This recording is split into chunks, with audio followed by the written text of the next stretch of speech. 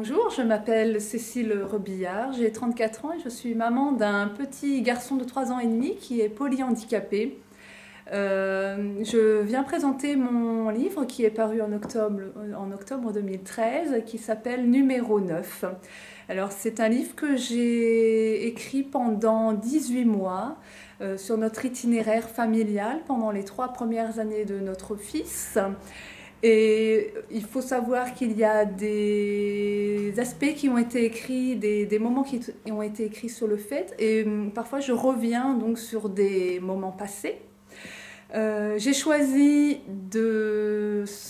En fait, le format du journal intime, journal de bord, s'est imposé à moi, puisqu'au départ, je ne voulais pas du tout publier cette histoire. C'était un peu mon défouloir, en fait, mon journal, où j'y parle de mes sentiments positifs comme négatifs.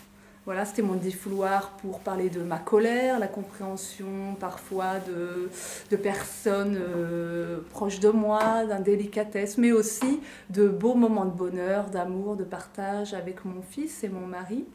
Donc même si ça a tout l'air triste, ce n'est pas du tout un message dépressif que je livre dans mon livre, mais plutôt un message d'amour, amour à mes proches et amour de la vie. J'essaie de faire passer le message qu'il est important d'accepter la vie qui nous est donnée de vivre, même si on ne l'a pas choisie. Nous, on n'a pas choisi la maladie de notre fils, qui est une maladie purement... C'est un accident génétique, non héréditaire en fait, une maladie rare en plus, donc on a très peu de recul sur quel sera notre avenir. Je trouve aussi que l'avantage du journal est que c'est un message du cœur, voilà, un peu percutant parfois pour certains lecteurs, mais ça a l'avantage aussi de remettre le lecteur en question.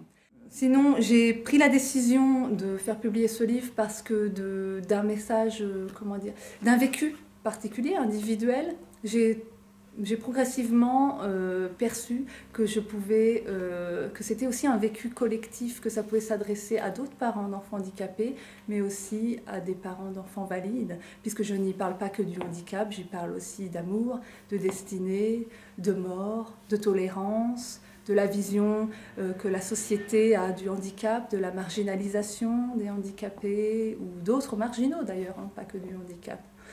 Donc voilà, surtout ne soyez pas timide et n'ayez pas peur d'être triste en lisant mon livre, puisque je vous assure que c'est plutôt positif. Et d'ailleurs, on voit mon humeur s'améliorer au fil du livre. C'est l'intérêt du journal aussi, c'est qu'on perçoit la progression dans le processus d'acceptation de la maladie et de l'épreuve.